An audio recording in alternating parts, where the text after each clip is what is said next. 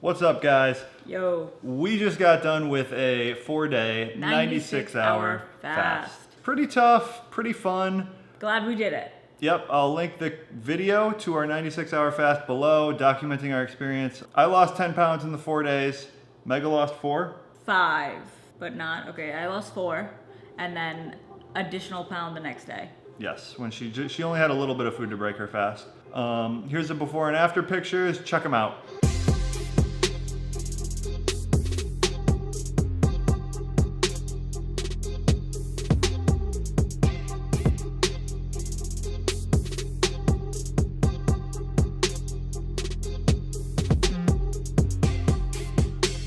So you can definitely see we look like leaner, skinnier. Skinnier is the word I'd go for. Not necessarily like in a good way. Not fitter. Not fitter.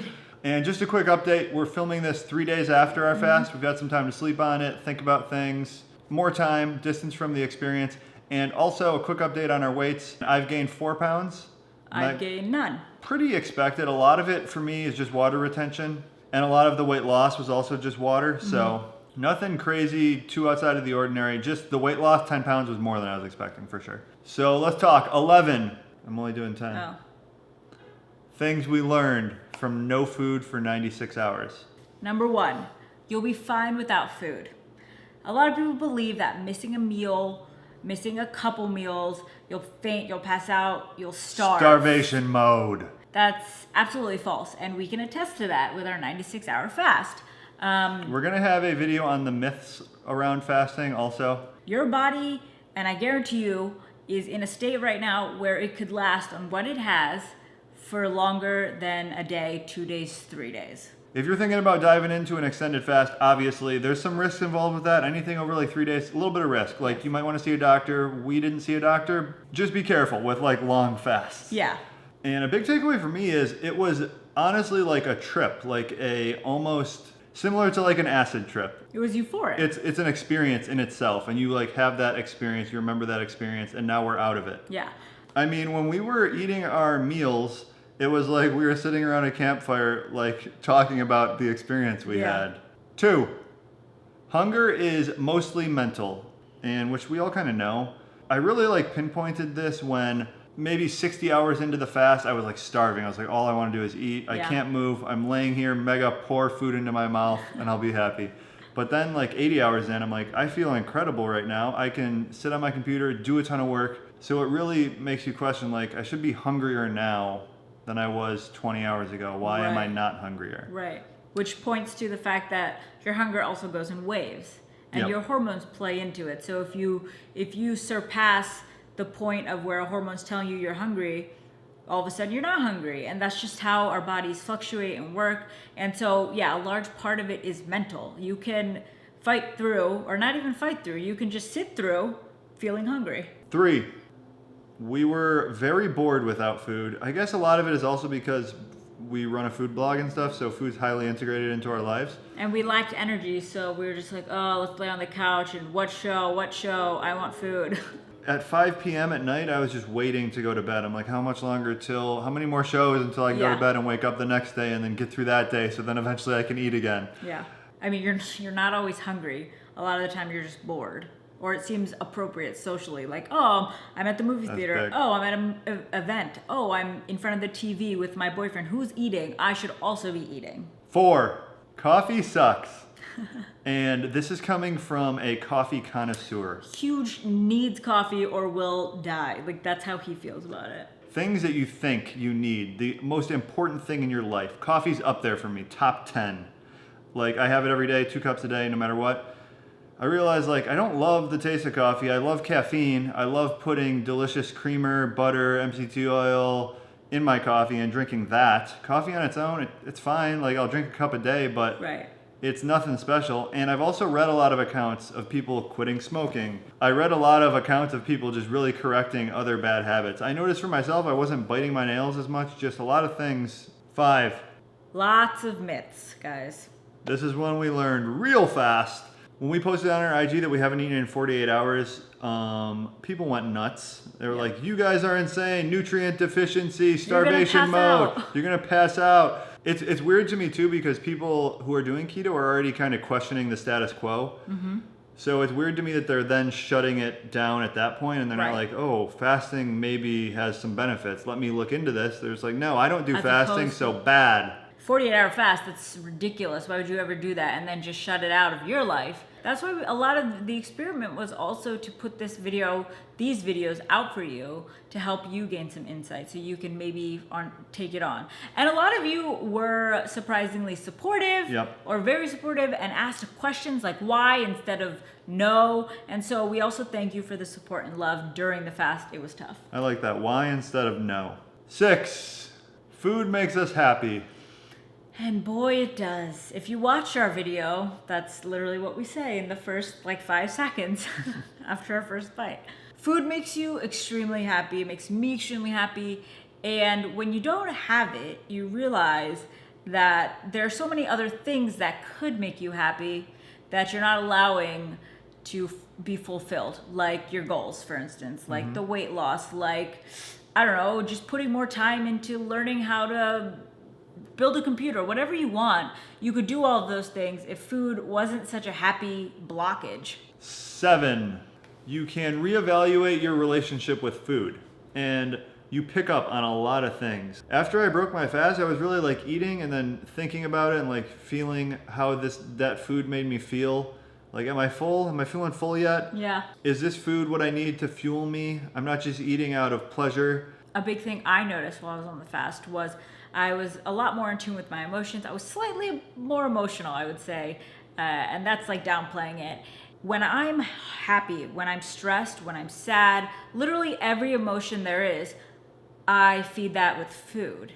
But when you don't have the food to be like, oh, I'm so happy, I'm gonna eat a sausage, or I'm sad and stressed, I'm gonna sneak peanut butter in my mouth when Matt's not here. When you don't have the food to play into your emotions, you kind of just feel them out, and you're like, it's okay that I feel this way right now. I don't need to feed it with something. I can just live in my emotions, appreciate them, and move on. 8, mental clarity. This really kicked in for me on maybe parts of day 3, but really on day 4. And I'd even say after I broke my fast, even the second night after breaking my fast, I was super high energy, couldn't even fall asleep at night, which we'll get into later. I felt great. I felt like I hadn't felt in a long time, maybe even since starting keto. The initial, because when you go from standard American diet to keto, you really pick up, there's a transition. You're okay, this is how it's possible to feel. But once you're on it for a long time, it just kind of becomes the norm. So it's nice to feel a certain way again. You feel the rush, you feel like you can just crank out a ton of work if you want to. You're very creative. You're putting words together really well. I felt like that on day 4, 5, 6. There's a lot of research behind the fact that fasting can help with mental clarity or help with, reboosting those keto effects you normally feel. And especially when you've been on it for a long time, it's nice to be in touch with those again and appreciate what this diet actually does for us, Yeah, I did some reading on it. Actually, a lot of it stems from if you are back in the caveman era and you haven't had food in 4 days, your body is going to be working better and you'll be sharper because you have to be able to catch food. It's more critical for you now to be able to catch food. Yeah, you're focused. Than when you've just eaten, you're fine. You don't need to be using all of this energy towards being mentally sharp and being physically strong. Right. 9, there's a lot more to life than just food. When you don't have food, you look to other things to satisfy you, to fulfill the desires that food fills.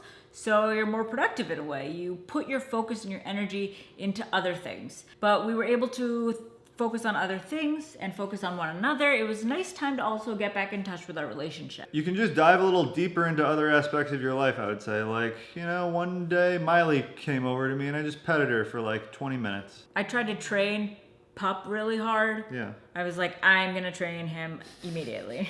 Oh yeah, you dove into a YouTube spiral on training dogs. Yeah, I was so frustrated. Number 10. So the last 2 are slightly negative. Actually, they're very negative. They're just things we experienced and realized. Yeah. Sleep was severely impacted. And I mean pretty severe. Yeah. One night I probably got 2 solid hours of sleep. If I'm going from, let's say on average, an 8 out of 10 sleep, these were like 2s. It might have just been like I was super high energy mentally, like my mind was really racing at night, sitting in bed. But then we also felt very unrested throughout the day, and we would like naps, and we felt low energy. So I don't know if I ever felt mentally low energy though. I felt physically really low energy a lot of the time. Both of us are feeling like this. We're both on the fast. Maybe there's something that connects those two. But this is also very personal. And this is another thing that has also carried over. Like even the last 2 or 3 nights, I haven't slept well. And finally, 11, so lethargic. We couldn't do much at all. Like I personally could not focus on writing or reading emails or like just walking. I did almost zero work for the entire fast. I woke up and maybe got 3 solid hours of work. I was pretty high energy in the morning, but then we just watched a lot of TV shows and stuff. Even going out was really tough. We tried to go shopping one day and like we did shop and we got some stuff, but like it was a struggle. Yeah. So that was also very personal for us and a downside. Like had we had the mental clarity and energy we did post-fast, during fast, that would have been incredible. Yep. I think some people do say though, if you go longer, like if you're on day 10, you're going to be feeling pretty good, high energy. That's what I've read. I've never done it, so I can't say for sure. All right, guys. So that was, our whole perspective has changed with food, and we wanted to share with you what we learned. If you ever do fast, definitely do your research. Definitely seek medical advice. Yep. And mentally prepare yourself. That was huge for me. I mentally prepared for the 5-day fast, and that helped ease into it. Don't decide the night before I'm going to start a fast. No. Like this has to be something you're planning out. Think of it like a camping trip. Like you got to pack your tent, you got to pack your sleeping bags. That's how you should be planning for this fast. That's it though, guys. It was a good experience. Something I'd say is worth doing, but it's tough.